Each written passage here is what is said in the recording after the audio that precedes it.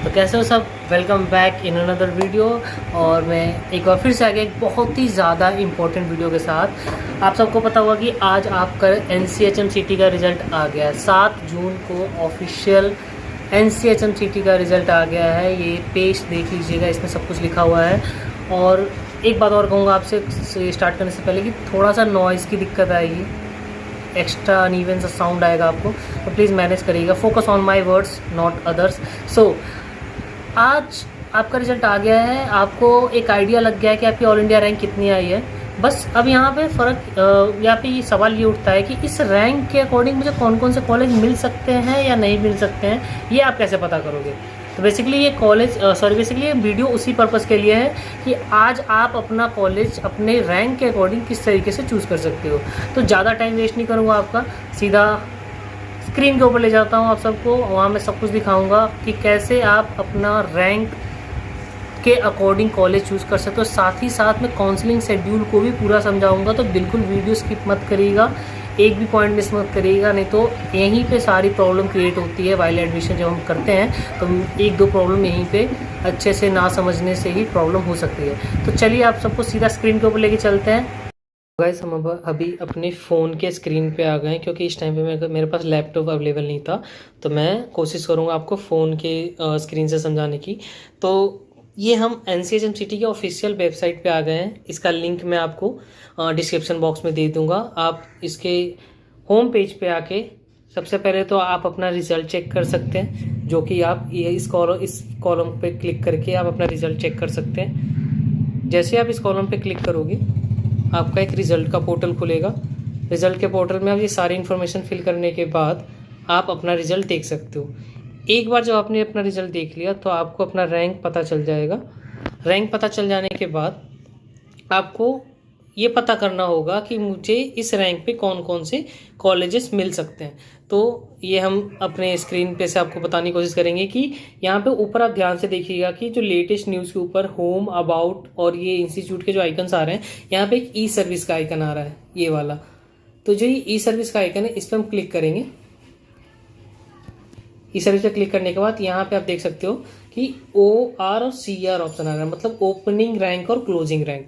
Basically opening rank और closing rank जो होती है वो पिछले साल की होती है। तो हम इस पर क्लिक करेंगे। जैसे ही क्लिक करेंगे हमारे सामने कुछ ऐसा इंटरफेस खुल के आएगा। ई सर्विस, यहाँ पे देखो OR और CR। तो आप जरा ध्यान से देखेंगे तो स्टार्टिंग वाला जो ऑप्शन है वो है MSc के लिए, मतलब ये हमारा MSc के लिए है, ना कि हमारा वाला जो हम जो करने वाले हैं वो BSc का ओपनिंग रैंक का क्लोजिंग रैंक सर्च करेंगे 2022 का। ठीक है, तो ये है। अब जैसे ही हम इस पर क्लिक करेंगे तो हमारा एक इस तरीके का इंटरफेस खुल के आएगा। थोड़ा सा कॉम्प्लिकेटेड हो सकता है, कॉम्प्लिकेटेड नहीं होगा क्योंकि ज़्यादातर लोग फ़ोन से यूज़ कर चेक करते हैं अपना ओपनिंग रैंक और क्लोजिंग रैंक। तो आप यहाँ पे देखें, यहाँ पे 4 ऑप्शन आएंगे। पहला है काउंसलिंग, वो तो उसमें कुछ छेड़छाड़ नहीं कर रही है। उसका 4 राउंड की काउंसलिंग होती है। तो ये जो राउंड का ऑप्शन है, यहाँ पे आप पहले चेक करेंगे कौन से राउंड में आपको वो चेक करना है कि ओपनिंग रैंक और क्लोजिंग रैंक कितनी थी। कौन से इंस्टीट्यूट का चेक करना है वो भी आप यहाँ पे फिल कर सकते हैं। चाहे तो आप सारे इंस्टीट्यूट का देख सकते हैं, और फिर कैटेगरी, जितने भी कैटेगरी वाइज हैं उन सभी का आप यहाँ पे ओपनिंग रैंक और क्लोजिंग रैंक चेक कर सकते हैं। तो चलिए बारी बारी सब चीज़ को फिल करते हैं। हमें चेक करना है राउंड 1 का। अगर हम चाहें तो सारे इंस्टीट्यूट का चेक कर सकते हैं, बट हमें किसी एक इंस्टीट्यूट का एग्जांपल लेंगे, जैसे कि IHM हैदराबाद। यहाँ पे आपको दिख रहा होगा, IHM हैदराबाद सेलेक्ट किया। सिलेक्ट करने के बाद लास्ट ऑप्शन जो बचता है हमारा सेलेक्ट करने के लिए वो है ऑल कैटेगरी। अब यहाँ हम चाहे तो सारी कैटेगरी का ओपनिंग रैंक और क्लोजिंग रैंक देख सकते हैं। जस्ट लाइक यहाँ पे नीचे जैसे ही जाओगे आप तो आपको देखो यहाँ पे अलग अलग कैटेगरी का ओपनिंग रैंक और क्लोजिंग रैंक देखने को मिलेगा। ये सारे IHM हैदराबाद के ही हैं ओपनिंग रैंक और क्लोजिंग रैंक पिछले साल के, बट डिफरेंस कहाँ आ रहा है, वो कैटेगरी में आ रहा है। ये देखो यहाँ पे ओपन का, ओपन PWD, जनरल EVS का अलग अलग ओपनिंग रैंक और क्लोजिंग रैंक है। मतलब इतने से इतने बच्चों को इसने पिछले साल फर्स्ट राउंड में लिया था, पर्टिकुलर अपने अपने क्या बोलते हैं कैटेगरी के ऊपर। पर हम एक कैटेगरी को चूज़ करेंगे। जैसे हम यहाँ पे कैटेगरी के ऑप्शन में जाएंगे तो हम जैसे ओपन कैटेगरी यूज़ किए। ओपन कैटेगरी यूज़ करने के बाद यहाँ पे सिर्फ ओपन कैटेगरी का जो सिलेक्शन ओपनिंग एंड रैंक और क्लोजिंग रैंक था वो दिखाएगा। अब जरा ध्यान से देखिए, ये IHM सो गाइस, जैसे ही हमने ओपन कैटेगरी के लिए फिल किया तो यहाँ पे देख सकते हो आप कि राउंड 1 का आईएचएम हैदराबाद ओपन कैटेगरी के लिए स्टार्ट किया था 245 रैंक से 1911 रैंक तक। मतलब कि इसने स्टार्टिंग रैंक जो ली थी 245 से 1911 रैंक तक। अब इसका मतलब ये नहीं है कि जो 245 के नीचे वाले रैंक है, मतलब जो 200 रैंक है, 150 रैंक है, उनका नहीं हो सकता है, उनका भी हो सकता है। बट ये एक ऐसे ओपनिंग रैंक रख ली थी क्योंकि ज़्यादातर ऊपर वाले बच्चे बड़े बड़े कॉलेजेस ले जाते हैं, जैसे आईएचएम पूसा हो गया, आईएचएम मुंबई हो गया। तो इस हिसाब से आप हर किसी कॉलेज का आप ओपनिंग रैंक और क्लोजिंग रैंक देख सकते हो। अब यहाँ पे मैं अगर आईएचएम ग्वालियर का अपना चेक करूँ कि पिछले साल उसने कितना रखा था, देखिए आईएचएम ग्वालियर ऊपर ही है। तो मैं अगर आईएचएम ग्वालियर का चेक करूँ फर्स्ट राउंड में कितना रैंक उनका ओपनिंग और क्लोजिंग गया था, तो यहाँ पे जाके नीचे देख सकते हो कि जो ओपनिंग रैंक थी आईएचएम ग्वालियर की वो थी 570 और जो क्लोजिंग रैंक थी वो थी 7962। मतलब ये फर्स्ट राउंड की थी, सेकेंड राउंड में और भी बढ़ सकती है। तो इसी हिसाब से आप अपना जो फिल करिएगा, जो चॉइस मॉडिफिकेशन करिएगा, उसमें आप इसी हिसाब से देखिएगा कि आप अपने रैंक के अकॉर्डिंग कौन कौन से कॉलेज आपको ले सकते हैं। अब जैसे आपने ओपनिंग रैंक और क्लोजिंग रैंक हर कॉलेज की देख ली, तो अब आप जब काउंसलिंग के पहले राउंड में बैठेंगे तो आप अपने चॉइस के अकॉर्डिंग, मतलब जो कॉलेज आपको सबसे पहले चाहिए, आप सबसे पहले उसका नाम फिल करेंगे, तब जाके आप बाकी के 9 कॉलेजेस का नाम फिल करेंगे। मैक्सिमम आप 10 कर सकते हो।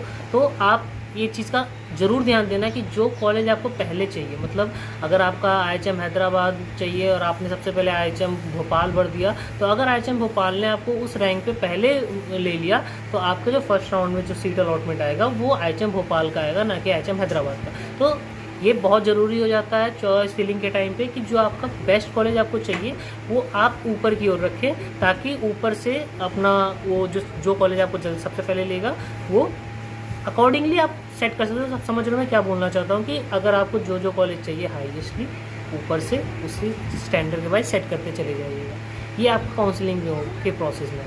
अब बात करते हैं पूरा काउंसलिंग शेड्यूल किस तरीके से बना हुआ है और काउंसलिंग शेड्यूल में क्या क्या चीज़ें होने वाली है। चलिए गाइस, अब बात करते हैं हम अपने काउंसलिंग शेड्यूल के ऊपर। ये रहा पूरा काउंसलिंग शेड्यूल आपके स्क्रीन पे। तो आप यहाँ देखोगे जो आपका first round of counselling start हो रहा है वो हो रहा है आपका 9 जून से। यहाँ पे आप ध्यान से देखिएगा, ऊपर जो लिखा हुआ है फर्स्ट राउंड ऑनलाइन रजिस्ट्रेशन, वो है 9 जून से। अब यहाँ पे आपने एक चीज़ और आपको देखने को मिलेगा कि जो पहला रजिस्ट्रेशन होगा, जो काउंसलिंग का रजिस्ट्रेशन फ़ी है वो है 2000। मतलब आप काउंसलिंग करने टाइम जो सबसे पहले फ़ी जो पे करेंगे वो करेंगे 2000, जो कि कंपलसरी है। तो ये आपका जो है पहले राउंड की जो काउंसलिंग, इसी में आप अपना चॉइस फिलिंग करेंगे कौन कौन से कॉलेज चाहिए according to your opening rank and closing rank जो आपने सेट किया होगा, उसी हिसाब से पहले राउंड में आप अपना ये सब कुछ चॉइस फिलिंग करेंगे। उसके बाद ये जो डेट है फर्स्ट राउंड काउंसलिंग का वो है 9 तारीख से लेके 14 तारीख तक। मतलब इसी बीच में आप अपना चॉइस फिलिंग कर सकते हैं। और इसके बाद जो सेकेंड ऑप्शन है वो है चॉइस लॉकिंग का। तो आप अपना चॉइस लॉक करेंगे, मतलब आप फाइनली श्योर हैं कि मुझे यही सब कॉलेजेस में चाहिए, पहले राउंड में मुझे ट्राई करना है कि ये सारे कॉलेजेस मुझे लेते हैं कि नहीं। तो आपका जो चॉइस लॉकिंग का जो प्रोसेस है वो 13 तारीख से लेकर 14 तारीख तक बीच में होगा। तो जैसे ही आपका ये सब कुछ चॉइस लॉकिंग वगैरह हो जाएगा तो फिर आपका जो फर्स्ट राउंड का जो सीट अलॉटमेंट रिजल्ट आएगा वो आएगा 15 तारीख को। मतलब 9 तारीख से 14 तारीख तक आपकी फिलिंग चलेगी, चॉइस फिलिंग और चॉइस लॉकिंग का। और 15 तारीख को आपको जो सीट अलॉटमेंट का जो रिजल्ट है उसमें आपको पता चल जाएगा कि कौन से कॉलेज ने आपको चूज़ किया, कौन से ने नहीं किया। तो जैसे ही आपका जो रिजल्ट आएगा फर्स्ट अलॉटमेंट सीट का, और अगर आपको फर्स्ट राउंड कि जो सीट अलॉटमेंट रिजल्ट के बाद अगर आपको वो सीट जिस कॉलेज में आपको मिली है अगर वो चाहिए, तो आपको उस टाइम पे सीट एक्सेप्टेंस फ़ी जो कि 20,000 है, आप यहाँ पे देखना 20,000 है, वो आपको पे करना पड़ेगा एज ए सियोरिटी कॉलेज को। और उसी टाइम पे आप जो है अपना जो रिक्वायर्ड डॉक्यूमेंट है वो अपलोड करेंगे, जो कि डेट है 16 तारीख से 20 तारीख के बीच। अब जो ये 20,000 आप यहाँ पे कर रहे हो, ये 20,000 आपके फर्स्ट सेमेस्टर के फ़ी में इंक्लूड हो जाएगा। लेकिन ये जो 2,000 आपने काउंसलिंग रजिस्ट्रेशन फ़ी की है ये आपके फर्स्ट सेमेस्टर में इंक्लूड नहीं होगा, बस ये 20,000 होगा। अब इसके बाद जो अगला ऑप्शन है, if query raise by document verification centre. अब जो आप डॉक्यूमेंट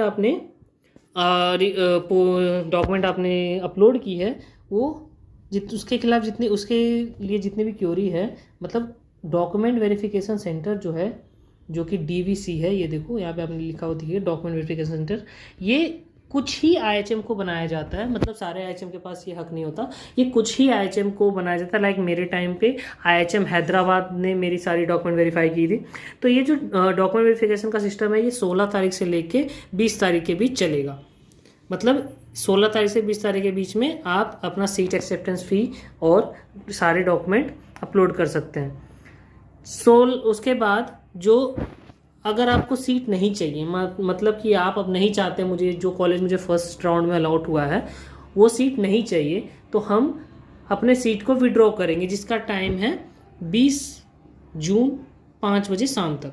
20 जून तक आप विड्रॉ कर सकते हैं कभी भी कि मुझे ये सीट नहीं चाहिए। अगर आपने सीट एक्सेप्टेंस फ़ी भर दिया है, उसके बाद आप विड्रॉ करना चाहते हैं, तो ये 20 तारीख तक आप कर सकते हैं।